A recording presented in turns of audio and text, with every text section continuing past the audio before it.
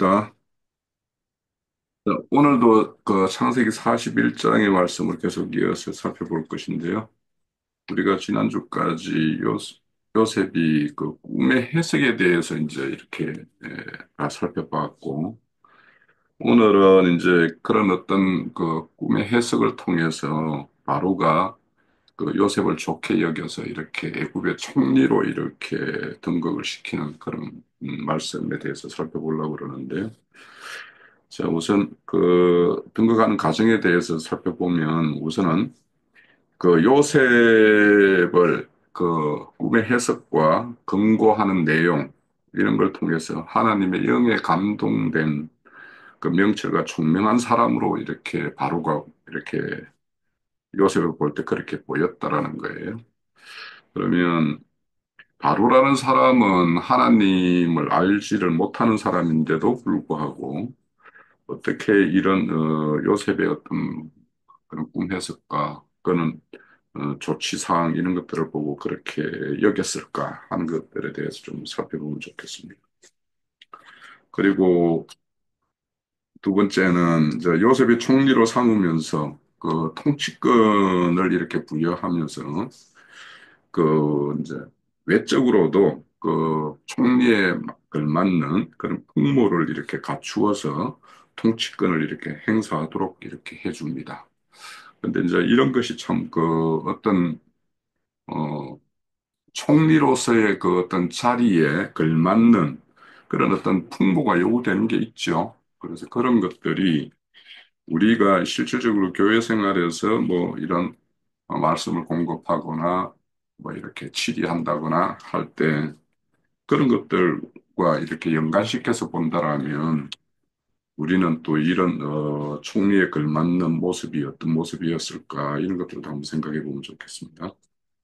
그리고 이제 그 세 번째는 이제 바로가 자기 어떤 인장 반지를 빼앗아 주고 그리고 이제 세마포 옷과 금사슬 목걸이를 이렇게 하고 그리고는 이제 버금수레 등을 이렇게 주어서 온 애굽 땅을 이렇게 순찰하도록 이렇게 해줍니다. 그러면 이때 인장 반지나 세마포 옷이나 금사슬 목걸이 버금수레 이런 것들이 뭔가 이렇게 상징하는 것이 있을 것 같아요. 그래서 이런 것들을 한번 살펴봅니다. 자, 그 사분 문제 전체적으로 이제 사분 문제인데요. 그래서 뭐 하나하나 이렇게 해도 좋고 그냥 통틀어서 이렇게 말씀 주셔도 됩니다. 자, 시작을 할게요.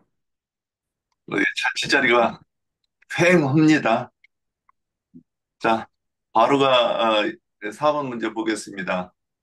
요셉을 해석과 권고 내용을 통해서 하나님의 영에 감동된 그 명철과 청명한 사람으로 여긴 이유는 이렇게 말씀하셨는데 이것이 구약에서는 선지자가 그 하나님의 그 뜻을 그 나타내었고 그다음에 신약에는 그 제자들이 또 그 나타낸 것을 나타냅니다. 그런데 그 중간에 이제 예수 그리스도께서 이 땅에 성육하신 그 몸으로 어 이제 나타나셔가지고 어 부터 지금 이 그 사역하시는 그 부분을 오늘 이렇게 이제 빗대가지고 오늘 그 출애굽기 지금 저기 창세기 41장에 이 모습을 나타났다고 보여요.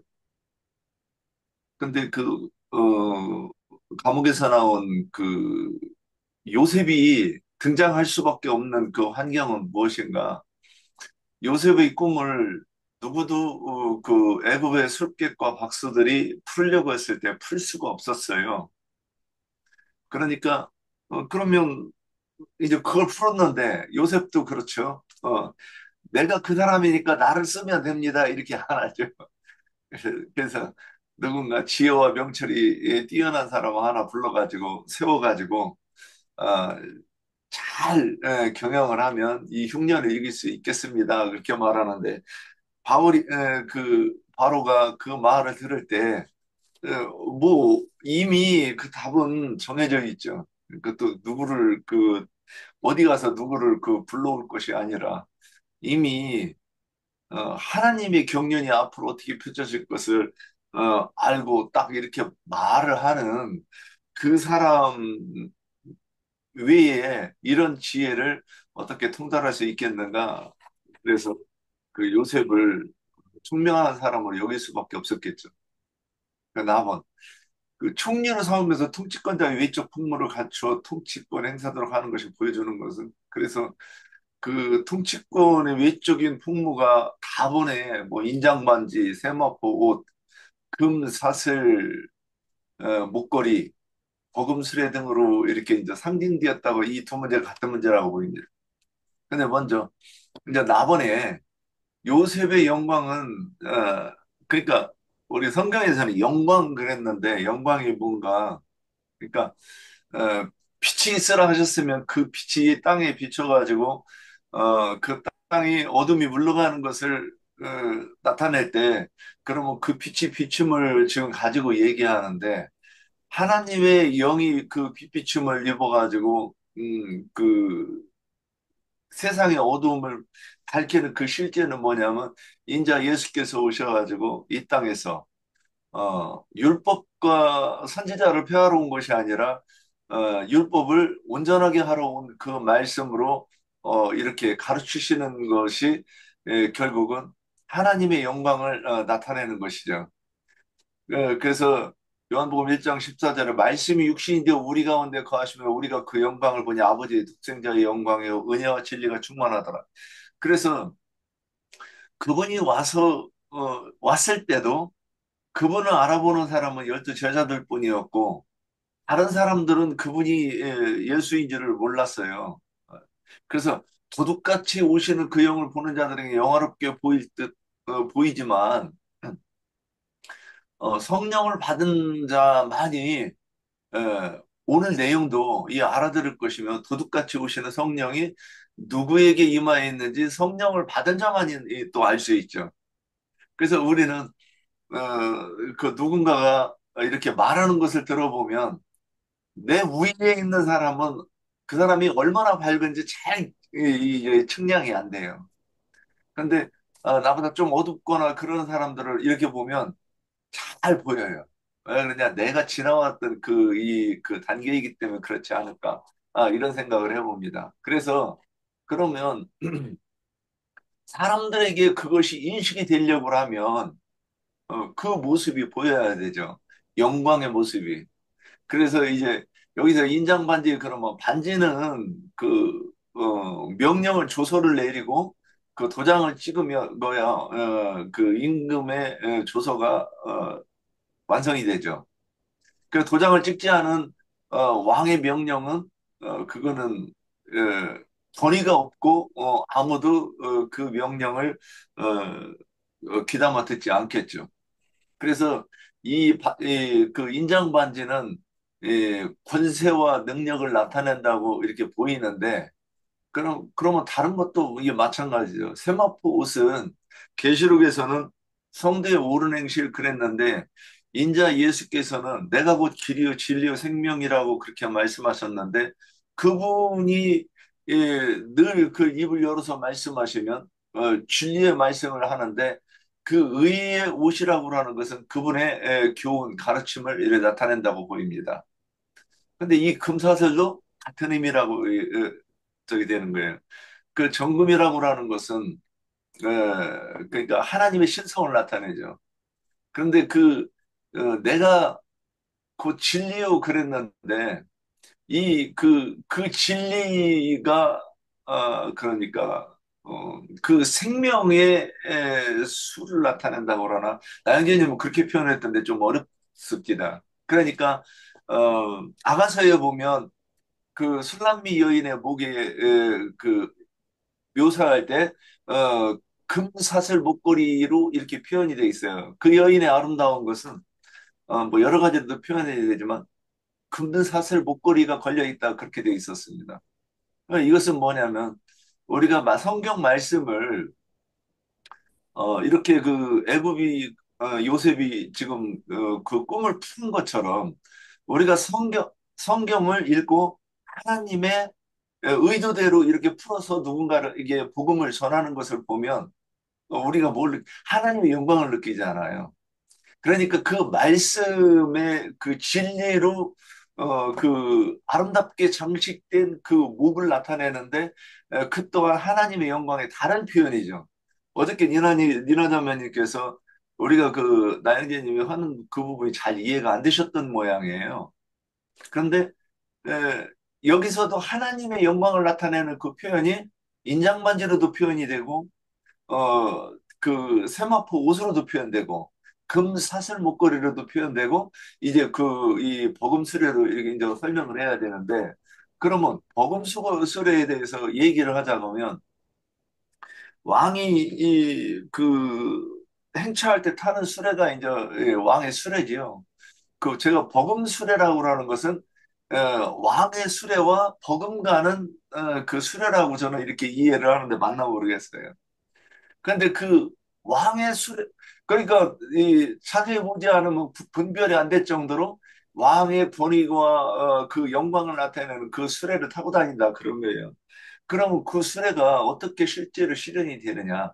이제 예수님께서 이 땅에서 행하실 때 그 예수님의 12제자가 함께 다녔는데 그 12제자가 예수님의 복음수레로 이 표상이라는 거죠.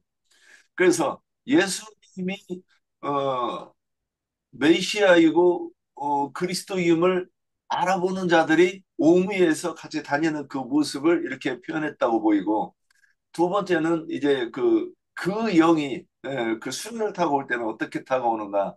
그래서 성경에 보면 시편에서도 보고 시편에서 보면 뭐라고 표현이 되느냐면 제가 장자는 메모 안 해놨습니다.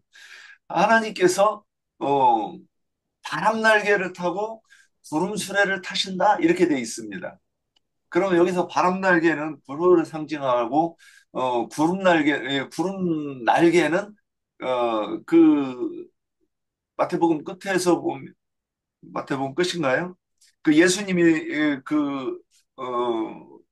감람산에서 승천하실 때 어디로 올라가셨느냐? 구름 속으로 올라가서 가리워서 보이지 않게 되었다 그러는 거예요.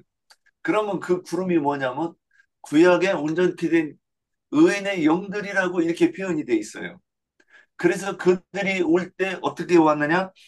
그 사도행전 2장에서 보면 급하고 강한 바람 소리는 구름을 상징하는 거고 불꽃으로 나타나는 것은 이 의인의 영들은 두 가지로 나타나는데 구름으로도 표현이 되고 불꽃으로도 표현이 되는 거예요. 그러면 그 불꽃이 임하였을 때는 그 구름들이 주님을 모시는 그 태운 그 수레가 이렇게 그러니까 하나님의 나라가 몽땅 다 이제 오는 거예요. 세상에 오는 거죠. 그래서 그 이후에는 그 복음 수레는 어떻게 나타나느냐? 성령을 받은 자들이 운행할 때에는 주님께서 이 함께 움직이심으로 성령을 받은 모든 사람들을 이 복음 수레라고 하였다. 이렇게 좀 설명해 보겠습니다. 예, 여기까지 하겠습니다. 어떻게 저기 하는가? 그 인장바지가 그 계시록에서는 보면 그 하나 이 사람의 이마에 표를 그 인을 친다 그랬습니다. 근데 그 인을 칠 때 주님의 인장반지로 우리 이마에 그 표를 찍어야 되는데 그건 내 것이라고 하는 표죠. 그래서 그 다윗이 돌로 그 골리앗의 이마를 그 노트구를 뚫고서는 그 이마에 박혀가지고 그가 죽었다 이랬을 때 그런 표현들이 뭐냐 우리 이마에 너는 내 것이라 하는 그 표인데 그 표는 우리 속 사람의 그 신비에 새겨진 새 언약이라고 이렇게 설명하면 되지 않나 싶습니다. 예, 여기까지입니다.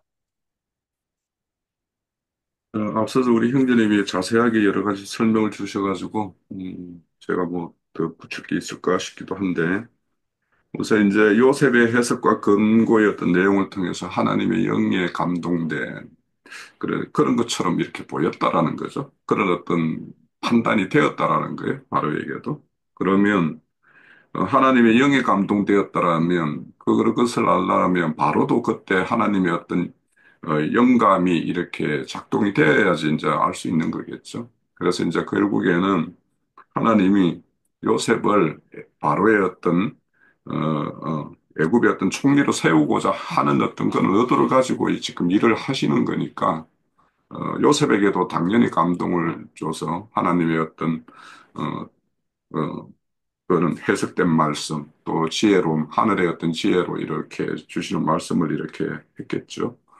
그리고는 이제 그 말을 지혜로운 말로 이렇게 들을 수 있는 요셉의 어떤 기도 이렇게 감동을 시켰으니까 그게 보였을 거예요. 그런데 이제 저는 이제 우선은 이제 이거를 볼 때 우리 요셉이 17세에 그 형제들에 의해서 팔려서 애굽에 내려갔죠.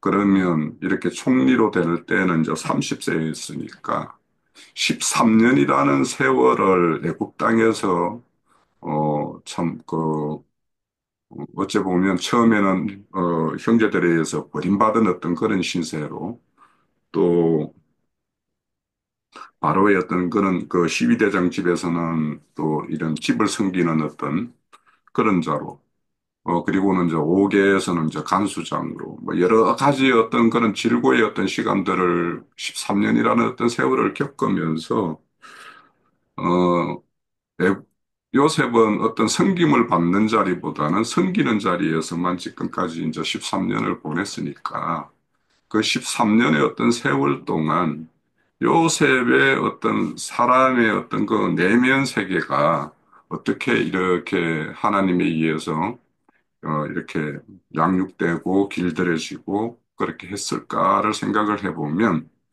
그런 것이 결국에는 속의 어떤 내면에서의 어떤 그런 변화는 겉으로도 반드시 드러나게 되어 있죠. 그러니까 요셉의 어떤 13년의 어떤 세월은 그런 어떤 누가 보더라도 그런 어떤 지혜로운 자 그리고 남들을 위해서 이렇게 자신을 헌신할 수 있는 자 뭐 이런 자로 이렇게 아마 하나님께서 이제 길들여졌을 거예요.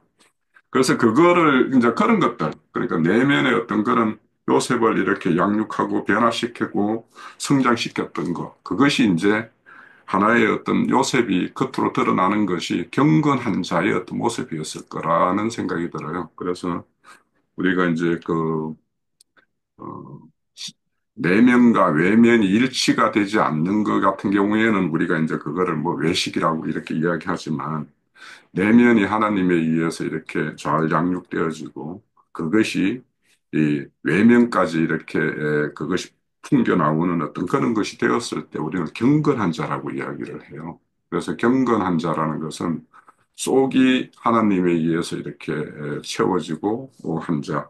그래서 그것이 겉으로도 이렇게 그 모양이 이렇게 드러나는 자. 이런 자를 이제 경건의 어떤 능력을 이렇게 가진 자라고 얘기할 수 있을 것 같아. 그래서 이제 그런 것이 결국에는 바로가 보더라도 요셉이 그렇게 하나님의 영에 이렇게 감동되어서 사는 자였고, 그래서 하나님의 어떤 그런 지혜 이런 것들을 이렇게 낼 수 있는 그런 자라고 이렇게 보여지지 않았을까 생각이 들어요. 그래서 이제 우리가 이제 그런 어떤 걸로 바로가 요셉을 그렇게 알 수 있었다라는 생각을 하고 두 번째 이제 요셉이 총리로 삼으면서 통치권과 예적인 어떤 풍모를 갖추는 거 이거는 이제 뭐 일본의 어떤 문제와 똑같은 것인데 뭐 같은 어떤 맥락인데 저는 이제 이 사람이라는 것은 눈에 보이는 것과 눈에 보이지 않는 것. 그래서 이제 사람을 이렇게 만나면 처음에는 그럴싸했는데 알면 알수록 아이 참 사람 싱겁네 아니면 참 뭐 그렇네 이런 사람이 있는가 하면 사람을 만나고 이렇게 계속 관계를 가지면 가질수록 사람이 참 진국이다. 이거 뭐 사람은 겪어봐야 안다더만 뭐 참 사람이 뭐 괜찮다. 이렇게 평가되는 사람이 있단 말이에요.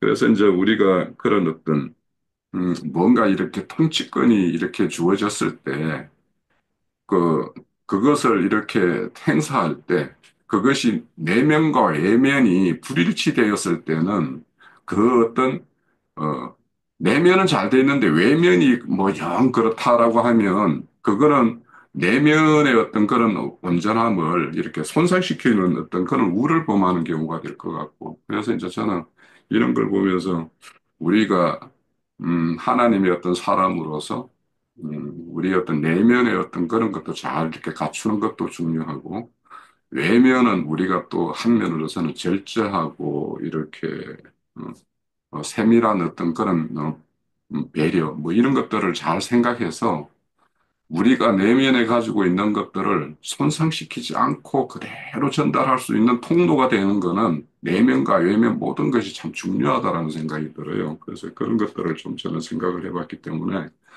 만약에 속은 찬 게 없는데 겉만 번지르하게 하는 사람들은 그거는 시간이 지나면은 그게 이제 다 드러나게 되어 있죠.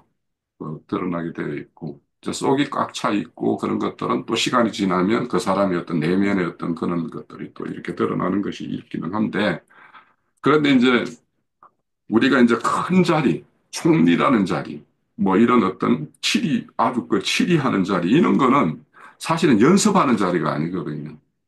실전이에요. 바로 실전이기 때문에, 거기에 가가지고 나 그 자리에 앉혀주면, 물론 자리가 사람을 만들기도 하지만, 이 어떤 그런 책임 맡은 자리에 이렇게 딱 앉게 되면 그 책임을 감당할 수 있는 그런 것이 부족하면은 그 부족한 스스로 부족하다고 생각하면 그걸 채우기 위해서 무진 노력을 해야 될 것이고, 그래서 그런 것들이 예, 맞는 순간에 그것을 치리할 수 있고 그 책임질 수 있는 그런 자가 되어야지.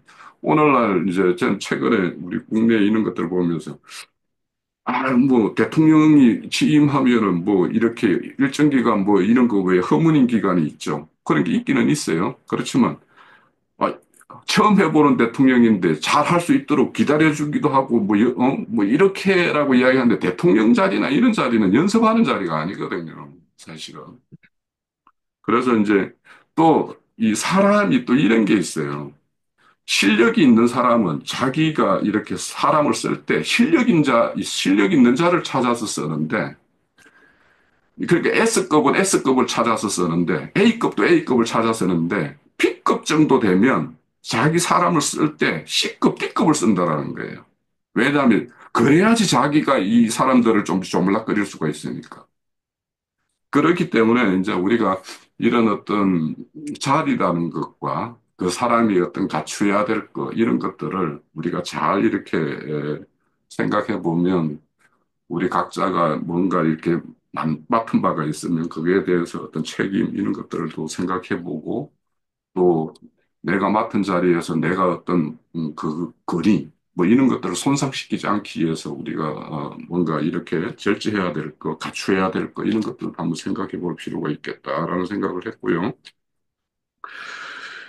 그리고 이제 바로의 뭐 인장반지, 세마포, 금사슬, 버금수레 이 말씀에 대해서는 우리 그 윤영재님이 아주 상세하게 이렇게 여러 가지 말씀을 주셔서 뭐 덧붙일 게 있을까 싶어요. 우선 이제 제가 생각했던 거는 이제 뭐 인장 반지 같은 경우는 인장이라는 거는 결국에는 최종 어떤 어, 그 어떤 책임과 권위 이런 것들이 이제 상징되는 것이기 때문에 모든 문서가 나갈 때 인장을 쳐가지고 나가는 거 아닙니까?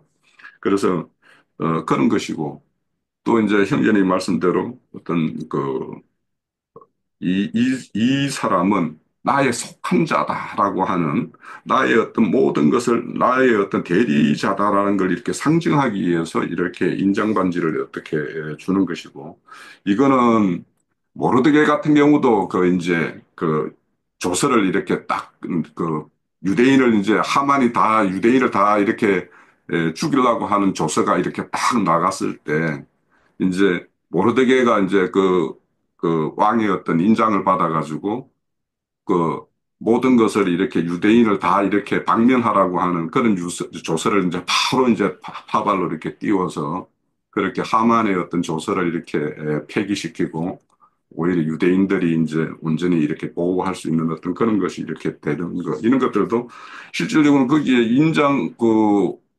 왕의 인장이 없는 조서가 나간다라는 것은 그거는 무용이겠죠. 그와 같이 이 인장이라는 것은 가장 그 권위를 상징하는 것이라는 생각이 들어요. 최종적으로. 그리고 이제 세마포 같은 경우는 우리 뭐 순결한 거, 뭐 거룩한 어떤 이런 것들을 상징하는 것이기 때문에 우리가 잘 알고 있고. 금사슬 같은 경우는 금이라는 것은 우리가 신성인데 이 사슬로 이렇게 목걸이를 이렇게 한다라는 거는 그 어떤 영예와 존귀 뭐 이런 것들을 이렇게 상징한다라고 그래요. 그래서 그렇게 좀 이해를 가시면 될 것 같고 버금수레 같은 경우는 뭐 아까 형제님이 잘 설명해 주셨는데 왕의 수레에 버금가는 정도의 어떤 영광스러움을 이렇게 상징해서 표현하는 것인데 그 성경에는 이제 수레에 대해서는 여러 가지로 설명할 때가 있어요. 그래서 이제 수레바퀴를 돌린다라고 할 때는 이게 좋을 때는 좋은 의미로는 추수해서 이렇게 탈곡해서 추수해서 한다라는 어떤 그런 의미가 있지만 또 심판을 어떻게 상징하기도 하고 또 이렇게 뭐 수레를 불태운다 그러면은 아주 대적들에 대해서 철저하게 이렇게 진멸을 하는 어떤 이런 것들로 이렇게 상징하기 때문에 수레를 가지고 이제 여러 가지로 이제 설명을 할 때가 있더라고요. 그래서 여기에서 이제 버금수레는 바로의 어떤 그런 영광과 존귀, 예, 그거와 버금가는 정도의 어떤 하나님께서 요셉을 이렇게 영광스럽게 하셨다라는 거 이런 것들을 우리가 볼 수 있는데 그래서 저는 이제 이 요셉이 이렇게 총리로서 치리권을 가지고 있고 또 이런 어떤 왕에 이렇게 준하는 이런 영광스러운 모습으로 이렇게 드러나는 거 이런 것들을 우리가 이 땅에서의 어떤 그런 섬김의 자리에서 어떤 수고하고 했던 것들이 이 하늘 영광으로 이렇게 드러날 때가 있을 어떤 그럴 때를 또 상징하기도 하고 또 한편으로서는 우리가 교회 중에 이런 치리자로서의 어떤 그런 이런 상징된 어떤 이런 것들을 치워야 될 어떤 부분도 있고 그런 것 같아요. 그래서 우리가 이런 어, 이 땅에서의 어떤 그런 갖춰야 될 부분과 훗날 우리가 먼 훗날에 우리가 가질 어떤 그런 영광에 대한 어떤 소망 이런 것들을 오늘의 어떤 요셉의 어떤 모습에서 우리가 한번 양방면으로 이렇게 생각을 해볼 수 있겠다 그렇게 생각을 했습니다. 예. 전에 제가 하는데 이제 형제님이 앞서 하시길래 제가 찬스가 없었어요. 그러나 이제 형제님 이어서 제가 할게요. 음, 어, 4번의 질문은 요셉을 해석과 권고 내용을 통해서 하나님의 영에 감동된 명철과 총명한 사람으로 여긴 이유는 했는데 요셉의 꿈 해석을 들은 바로는 이제 바로와 그의 신하는 이 일을 좋게 여겼다 하고 본문에 되어 있어요. 그것은 곧 말하자면 요셉의 꿈 해석을 인정을 한 것이고 또한 이 해석은 모두 하나님께서 요셉에게 보이신 것이라고 또 증거를 했어요. 요셉 자신도. 그러니 여전히 바로는 어, 요셉이 그렇게 해석하는 것이 하나님의 권능에서 온 것이다 한 것으로 인정을 할 때에는 우리는 아, 우리가 또 이 바로를 역시 하나님으로도 인식을 할 수 있는 것이다 하는 것으로 생각을 해봤어요. 이 단락에서는. 그래서 하나님으로부터 오는 지혜가 세상의 모든 것보다 가장 으뜸이고 명철하다는 것을 지금 성경은 말씀하고 계시지 않나 하는 것으로 그거를 증거하고 계시다 하는 것으로 이해를 해봤어요. 그리고 이제 나번에는 외적인 풍모라 저는 나번하고 다번을 이렇게 함께 나번을 답을 하다 보니까는 그냥 저절로 이렇게 답은하고 연결이 되는 거였어요. 그래서 그렇게 그냥 묶어서 할게요. 외적인 풍모라 하면 그 사람의 지위 혹은 어떠함을 나타내는 것이라고 이제 생각을 해보죠. 그런데 이제 자기의 인장 반지를 요셉에게 끼운 것은 요셉의 지위가 말하자면 바로라는 것은 조금 전에도 얘기를 했듯이 하나님으로 우리가 생각을 해볼 수가 있다. 가장 으뜸가는 그 지위라는 저기에서 그러면은 바로를 요셉의 지위가 바로를 대신함을 표징하는 것이 되는 것이고 또 세마포 옷을 입힘은 그의 거룩하고 옳은 행실을 또 나타내는 거라는 건 우리가 다 알죠. 이제 가르침을 지금까지 받은 그런 안에서 또 계시록에서도 많이 증거를 하고 있고요.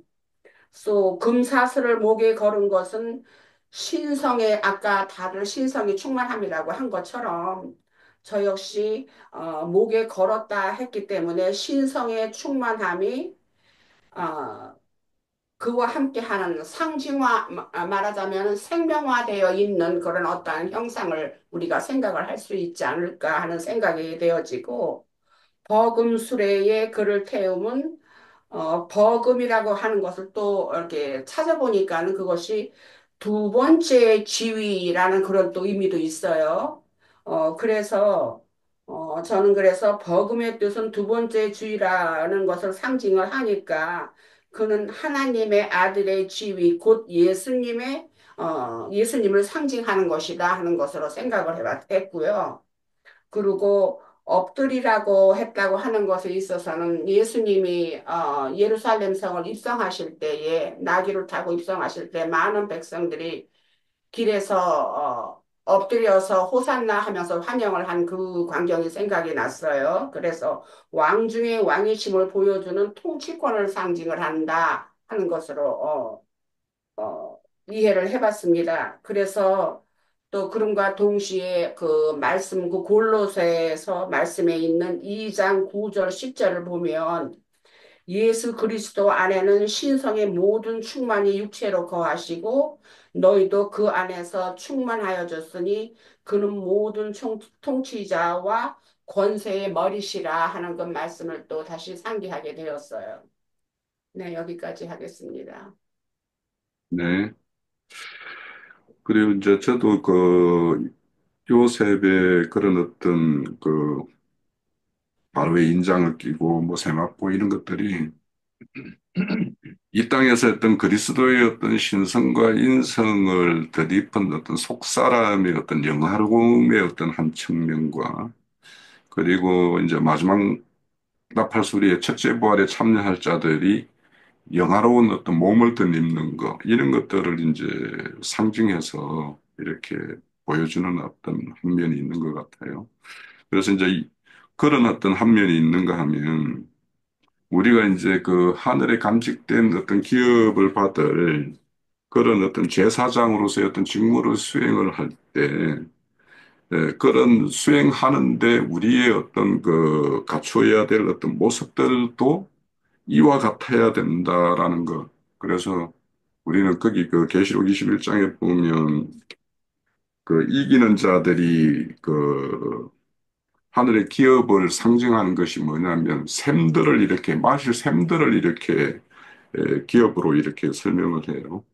그러면 그 샘을 관리하고 그 샘을 찾아오는 사람들에게 그 마실 물들을 내어주고 하는 어떤 그런 자들이 어떠한 자여야지 그 마실 물들을 잘 어떻게 공급하고 그래서 그 물을 마시는 자들이 그 마신 물을 통해서 그 자 또한 내면의 어떤 그런 속사람을 이렇게 신성과 인성을 이렇게 잘 입혀서 또 그 사람이 또 이렇게 영화롭게 되는 일, 그런 일을 할 수 있는 자의 어떤 모습이 이와 같아야 되는 것이 아닌가, 이런 생각을 또 한편으로 좀 해요. 그래서 앞서서도 이제 우리가 이 땅에서 우리가 그런 어떤 갖추어서 이렇게, 어, 요셉이 이렇게 치리자로 일을 할 때 이런 모습으로 일을 했던 것과 같이 우리도 그런 모습으로 일을 해야 되는 한 방면이 있고 또 나중에 이제 일을 다 마쳐서 우리가 영광 가운데 이렇게 들어갔을 때 또 우리가 이렇게 우리의 모습이 이와 같이 이렇게 드러날 거 이런 것들이 양방면이 있는 것 같다. 예. 아까 그 설명을 좀 약간 보충을 합니다. 그, 옷에 대해서 한번 조금 더 이렇게 지금 생각나는 게 있어서요. 그러니까 세마포 그랬는데 이거를 어떻게 이해할 것인가? 그러니까 예수님이 그 성령, 그러니까 성령으로 우리에게 임하신 그분이, 뭐, 주님의 제자들이 부활하신 주님을 보듯이 그렇게 우리 눈에 계속 보이는 게 아니잖아요. 근데 주님께서는 살아있을 때 제자들에게 뭐라고 하셨느냐면, 내가 거룩하니 너희도 거룩하라. 이렇게 말씀하신 말씀이 지금 생각이 났어요. 그러면 주님의 거룩함을, 이 베드로전서 1장 16절인데, 어떻게 이해하고 설명할 수 있겠는가? 그러면, 어, 아니, 주님은, 그러니까 뭘 근거로 주님이 이 거룩하다고 하는 것인지, 이제 이게 먼저 이해가 돼야 되는 것 같아요. 그래서 예, 제가 이제 그래서 한참 또 그거 묵상할 때, 근데 이렇게 깨달아져요. 주님은 당신 자체를 내가 곧 길이요 진리요 생명이다. 근데 그게 다 같은 그 세 가지가 예전에는 길은 다른 거고, 그러니까 이렇게 주님은 우리가 이해하지 못할까 봐 늘 이렇게 그냥 뭐 한 가지만 딱 단면으로 얘기하지 않고 이렇게 이번에는 또 세 가지 면으로 얘기했다고 보여요. 길은 우리가 이제 뭐 그 베드로가 그 저기 시몬이 마술사 시몬이 어 내가 돈 줄 테니까 내가 손 얹어서 기도하는 사람은 누구든지 성령을 받게 해주세요 그랬을 때 사도 베드로가 뭐라 했느냐면 너는 이 도와 상관이 없다 그래 이렇게 얘기를 해요. 그러면 그 도가 뭐냐면 우리가 주님 앞에 나아갈 때는 진리로만 나아갈 수 있는데 그 진리가 뭐냐면 우리의 길이 된다 이렇게 저는 이제 그렇게 깨달아지더라고요. 그래서 이게 나는 막 더듬으면서 나도 이렇게 얘기하는 것 같은데 그러면 길로 가야 우리가 생명에 이르는 것 아닌가 이제 이렇게 좀 제가 이해했는지는 모르겠지만 이렇게 표현을 해봐요. 그러니까 실제는 또 내가 그 생명을 얻어야 내가 주님께 나아갈 수 있지. 그 생명을 얻지 못하면 주님께 나아가지 못한다. 그러니까 길이나 진리나 생명이나 결국 같은 걸 얘기하는 거 아니겠는가? 이렇게 이제 먼저 설명을 해보고 나서 그 다음에 그 예수님이 그러면 그러니까 그래서 어쨌다고 내가 거룩하니 너희도 거룩하라 그럴 때 그게 예수님의 거룩함과 무슨 상관인데 그러면 예수님께서 거룩하시다고 그러는 건 그분이 진리이기 때문에 거룩한 거지 다른 거를 이거 설명할 수가 없는 거죠. 그래서 예수께서는 그러니까 그분 자체가 진리인데 그분이 행할 때는 늘 진리로 행하기 때문에 제자들이 볼 때는 어쩌면 그랬을 것 같아요. 제가 가끔 가다가 뭐 나영재님을 그 우상처럼 숭배하느냐 뭐 이런 얘기도 가끔 듣는데 저는 나영재님이 가끔 눈부시게 보일 때가 있어요. 키도 작으시고 그러시지만 그건 그건 왜 그러느냐? 어, 이거는 도저히 사람의 소리가 아닌 것처럼 들리기 때문에 그러는 거예요. 그래서 하늘의 음성으로 들리고 천사의 나팔 소리로 들리기 때문에 그렇게 이 어떤 뭐 나영재님이 어, 지금 이 편대로라고 하면 거룩함에 근접한 또는 제가 보기에는 더 그런 사람을 본 적이 없기 때문에 그런 어떤 이 진리가 그에게 깨달아짐이 있어서 그 진리가 증거되는 것을 내가 듣는다고 이렇게 보일 때 그런 것을 성도의 세마포라고 말하고 주님의 옷 또한 그러한 관점에서 이 세마포라고 이렇게 설명해야 되지 않는가 좀 이거 덧붙이고 싶었습니다. 예, 여기까지입니다. 그 자매님들은 혹시 네. 저기 예전에 그 시골에서 삼배 막 이런 것들 하는 거 이런 거 삶 이렇게 농사 지어서 삐껴가지고 뭐 삶으로 그 실 만들고 하는 거 이런 일들 해보지 않으셨나요? 혹시? 모시 옷을 입었었어요. 근데 우리는 그런 거 아직 안 하고, 우리가 어머니가 하셨는데, 집에서 이제 그 모시나무가 있잖아요. 시골에 모시나무를 베다가 이제 그 껍질을 벗겨서, 이제 뭐 이렇게 꿀이라고 있어요. 손에다 감아가지고 째는 게 있는데, 이렇게 이로 다 하나씩 다 째가지고 이제 삶고 나르고 뭐, 그게 배짜는 게 있어요. 이게 배짜면은 이제 그 배옷을 갖다 팔거나 그 옷을 이제 옷을 배옷을 아니, 그러니까 모시옷이라고 그랬죠. 모시옷. 여름에는 지금 시원하게 입었었는데 지금은 그게 너무 손이 많이 가고 힘들으니까 안 하고 요즘에 뭐 시중에서 나오는 간편한 옷을 사 입죠. 그것은 이제 없어졌어요. 오래전부터 없어졌는데 나영재님은 그건 잘 아실 거예요. 예, 그쪽에 그 장안 그 서점 쪽에서 그런 것을 많이 했었는데 맞아요. 여기서 관상. 내가 잠깐 생각이 나는 것은 이제 그 계시록에 보면은 의로운 성도의 의로운 행실이다 서마포 옷은 근데 우리가 그리스도 옷 입었다.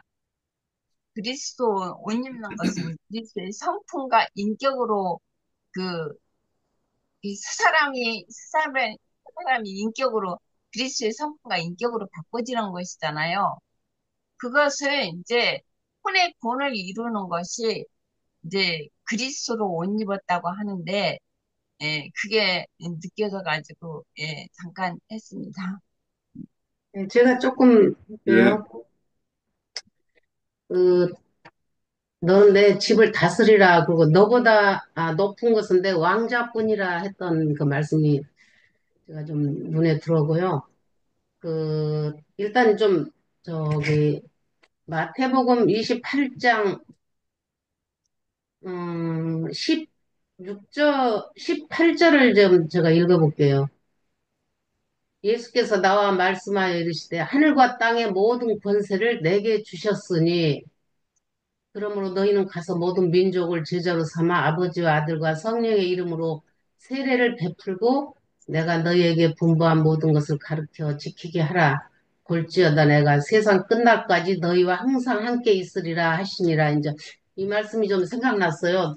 그 높은 것은 내 왕자뿐이니라 했을 때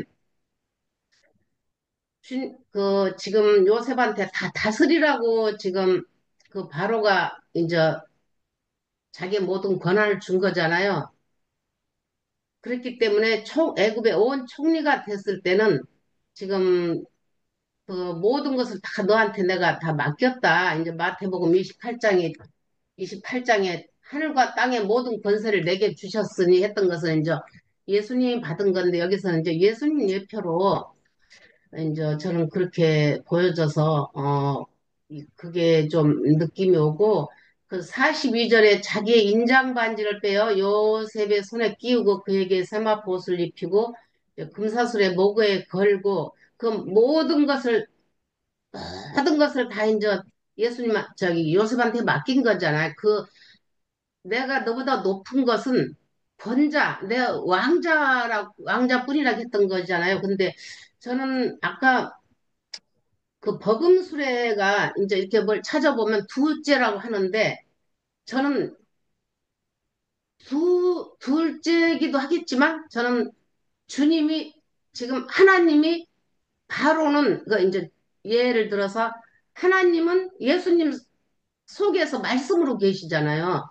그 말씀으로 예수님한테 말씀을 하기 때문에 말씀을 해서 그 예수님이 모든 걸 다 치료하는 것을 좀 제가 좀 봤어요. 그랬을 때 그 복음은 둘째도 되겠지만 주님과 하나, 바로와 요셉은 하나라는 것을 저는 좀 느낌이 와요. 그게 으뜸이기 때문에 바로가 그 복음 수레를 요셉한테 줬을 때는 내가 너한테 다 일임을 하겠다. 그래서 그 수레가 여기서는 이제 요셉을 거쳐서 바로가 요셉을 줬지만은 놓고 볼 땐 그게 두 사람이에요. 근데 제가 조금 깨달아지는 것은 이제 하나님과 예수님을 표현했을 때 내가 말하는 것은 내가 말하는 게 아니라 내 아버지께서 말씀을 하신다. 그랬을 때 예수님 속에 주님이 항상 그 말씀을 해서 그 모든 것을 치리하는 걸 제가 조금 이렇게 좀 느껴져요. 지금 바로가 요셉한테 맡겼던 것은 그 모든 것을 지금 그걸 받아가지고 정말 다 치리를 할 때 그 속에서 바로는 말만 해줄 수밖에 없는 거. 그래서 하나님이 예수님한테 모든 것을 어, 그 말씀으로 이렇게 해 주셨는 거 아닌가 저는 좀 그런 것이 보여요. 왜냐하면 바로는 그 전면에 나서질 않기 때문에 그래서 예수님 속에 하나님께서는 그 말씀으로 아버지와 아들과 같이 있기 때문에 복음술에도 어, 이렇게 둘로 나누는 것보다는 하나가 아닌가 저는 그래서 으뜸 그렇게 좀 저는 좀 봤어요. 그래서 여기서 그 28장에 보면은 하늘과 땅의 모든 권세를 나에게 주었으니 그것이 와서 닿았어요. 왜냐하면 그 모든 애굽의 총리는 요셉한테 총리된 요셉한테 다 줬잖아요. 그런데 지금 그거 받을 지금 자격이 된 거예요. 30세까지 그 많은 고통을 당하고 그 속에서 완전히 다 놨던 상태에서 만 2년 만에 이제 꺼낸 거잖아요.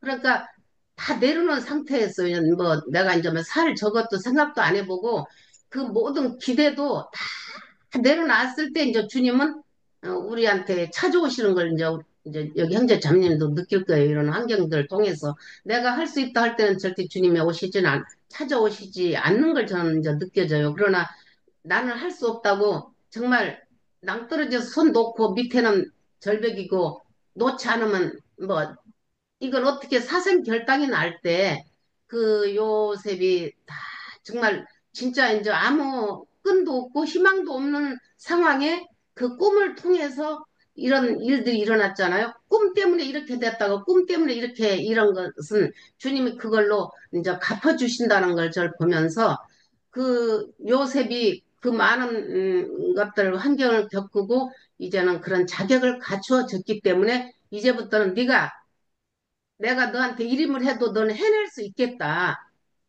예수님이 30세 때 이제 예수님 예표를 하니까 요셉은 30세 때 주님의 일을 시작한 것처럼 여기도 이제는 내가 너한테 맡겼어도 네가 모든 하늘과 땅의 모든 권세를 맡겨도 너는 할 수 있겠다는 그 자격을 받아서 이제는 일을 할 수 있겠다고 이제 그렇게 맡긴 것 같아요. 그래서 요셉의 온 총리로 그 모든 것을 세상에서 이같이 지혜로운 사람이 어디냐고 바로의 모든 사람들이 인정을 했잖아요. 그랬던 것처럼 오늘 이 말씀을 보면서 좀 다시 한번 좀 정말 우리도 깨달아지고 또 되새김질이 돼서 좀 말씀을 드렸어요. 네. 우리 그 성경 한 군데만 한번 찾아보고 우리 저 장로님 말씀 듣고 마치도록 하죠. 그 요한복음 5장입니다. 5장 19절부터.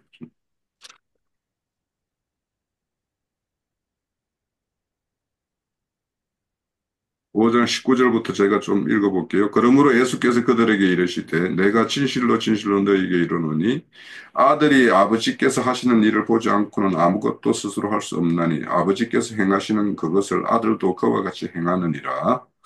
아버지께서 아들을 사랑하사 자기가 행하시는 것을 다 아들에게 보이시고 또 그보다 더 큰 일도 보이사 너희로 놀랍게 여기게 하시리라. 아버지께서 죽은 자를 일으켜 살리신과 같이 아들도 자기가 원하는 자를 살리느니라. 아버지께서 아무도 판단하지 아니하시고 심판을 다 아들에게 맡기셨으니 이는 모든 사람으로 아버지를 공경하는 것과 같이 아들을 공경하게 하려 하심이라.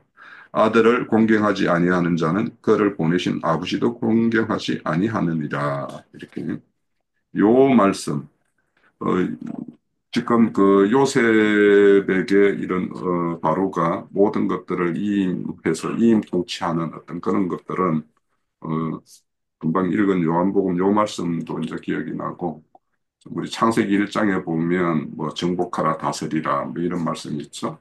그것이 이제 실질적으로 요셉에 의해서 이렇게 세상 땅을 상징하는 그 애굽에서 이렇게 실현되는 것들 이런 것들을 좀 보여주는 그림이라고 그렇게 생각이 됩니다. 할게요. 네, 저는 그 버금스레를 그 버금이라고 하는 그 용어를 우리가 예전에 요즘에는 잘 안 쓰는데 어렸을 때 뭐 책에서 읽거나 그랬을 때 버금간다 이런 그 음, 말을 좀 많이 썼어요. 음, 버금간다 그 얘기를 할 때는 치가 비슷비슷하다거나 또는 뭐 키가 뭐 키로 하면 키가 거의 비슷해가지고 누가 뭐 더 큰지 적은지 이 비교하기 어려운 뭐 이런 걸 얘기하지 이런 의미로 여기서도 복음수례라고 할 때 그렇게 쓰지 않았을까 저는 이런 생각을 해요. 근데 말씀해 보면 그, 그 요한복음 14장 8절부터 보면 그 빌립이 이제 주님한테 그러죠. 빌립이 이르되 주여 아버지를 우리에게 보여주옵소서 그리하면 족하겠나이다. 예수께서 이르시되 빌립아 내가 이렇게 오래 너희와 함께 있으되 네가 나를 알지 못하느냐? 이렇게 얘기한단 말이에요. 지금 이게 아버지하고 예수님이 따로 있다는 얘기예요. 아니면 내가 아버지고 아버지가 나라는 얘기예요. 지금 이게 그 복음을 설명하는 것 아니까 좀 이렇게 생각이 들었어요. 그래서 나를 본 자는 아버지를 보았거늘 어찌하여 아버지를 보이라 하느냐. 그래서 여기서 그 복음 수레라고 하는 것은 그 수레를 타고 오면 이 가까이 가서 보기 전에는 요셉인지 그 바로 이제 알아볼 수 없을 정도의 비슷한 그러니까 똑같은 권위와 권능을 가진 그런 예수는 그리스도 되심에 대해서 이렇게 설명하는 것 아니겠는가? 좀 이렇게 덧붙여 봅니다. 예. 을 한다거나 뭐 그럴 필요를 느끼지는 않았는데 요한복음 6장 27절에 보면 썩을 양식을 위하여 이러지 말고 영생하도록 있는 양식을 위하여 하라. 이건 일하라. 신앙생활을 하라 그 말이고 이 양식은 인자가 너에게 주리니 인자는 아버지 하나님께서 인치신 자니라 이렇게 표현을 하셨어요. 그러면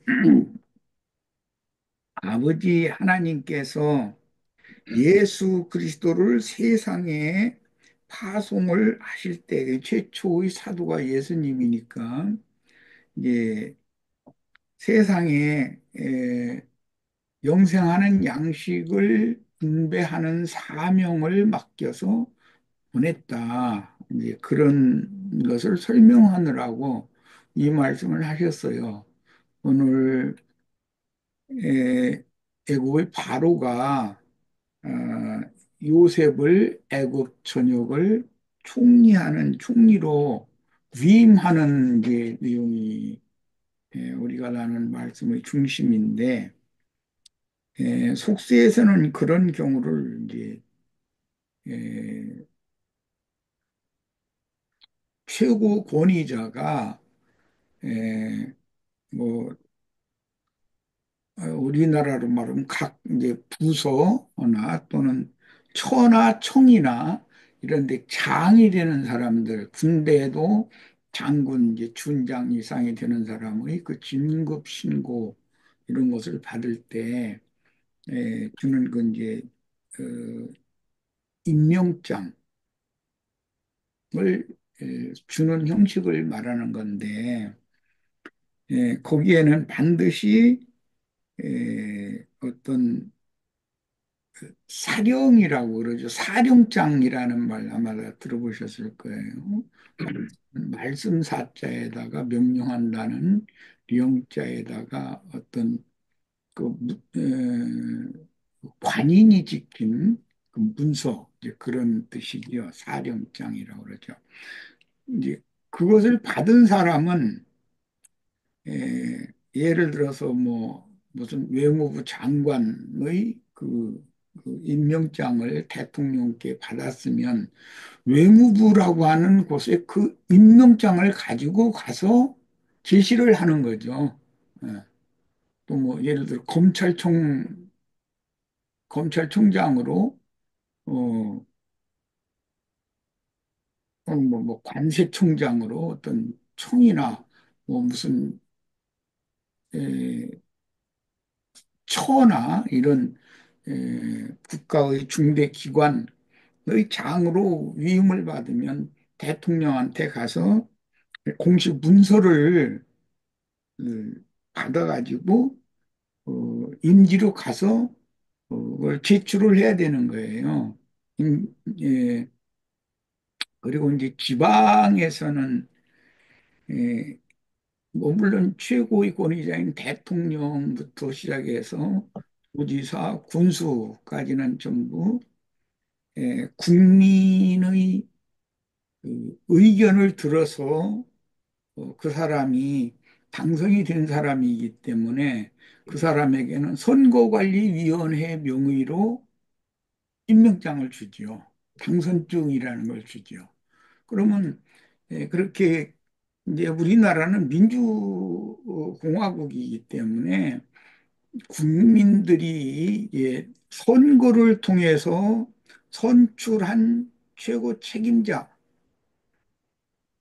그에게는 선거관리위원회에서 당선증을 주는 것이고 그 당선증을 가지고 취임식을 이제 할 때는 대통령 같으면 국회의장 앞에서 선서를 하고 왜 국민의 대표가 국회니까 선서를 하고 취임을 하면 이제 정식 대통령직을 수행하게 되잖아요. 지방 같으면 도의회 의장한테서 선서를 하고 에, 자기 업무에 에, 직할 수가 있어요. 군수는 군의회가 있으니까 군의회 의장이 선서를 받고 그 사람한테 그 임명장, 위임장을 제출해야 된단 말이에요. 군의회, 도의회, 국회에 이걸 제출해야 된단 말이에요. 이렇게 해야만 정식으로 그 사람이 그 직위에 앉아서 일을 할 수 있어요. 이제 이 세상 나라의 예를 내가 들은 것은 최초의 사도인 예수님을 세상에 파송을 하실 때, 세상에 하실 때 아버지께서 인을 쳐서 보냈다라고 한 것은 나에게 생명을 썩지 않는 양식, 생명의 양식을 분배하는 사명을 수행하는 권위를 맡겨서 세상에 보냈다. 그걸 예수님이 지금 말씀을 들어야 하는 사람들한테 이걸 제시를 하는 얘기란 말이야. 이거는 곧, 왜 내가 이걸 자꾸 강조했냐면, 요셉이 지금, 7년, 9년 동안에 국고성에 5분 1의 그 국세를 받아가지고 각처의 국고성에 저축을 해놨다가, 저장을 해놨다가, 흉년이 들면은 그걸 다 풀어서 백성들에게 그것을 다 생명양식을 나눠주는 사명을 지금 바로 왕으로부터 위임받은 얘기를 하는 것이란 말이야. 예. 그러니까 이것은 아까 니나 자매님이 그 얘기하던데 여기에서 바로는 그 지위상의 상하 관계를 볼 때 바로는 하나님과 같은 그런 지위고 요셉은 총리니까 실제 세상을 통치하는 권위를 하늘 아버지께서 어, 아까 누가 그 얘기를 인용을 하던데 안자매님이 인용을 했나? 마태복음 28장 끝부분에 나오는 하늘과 땅의 모든 권위라는 것은 하늘과 땅을 통치하는 통치권을 아버지께서 나에게 맡기셨다. 이제 그런 말이거든요. 그러니까 오늘 요셉이 에, 기근을 대비해서 기근의 때에 저축된 생명 양식을 분배해주는 사명을 지금 위임맡았다. 누구든지 양식이 필요하면 바로한테 가서 하소연을 할 게 아니라 요셉한테 가야만 되는 그런 일인 거죠. 예, 이걸 이해하시면 되겠습니다. 예.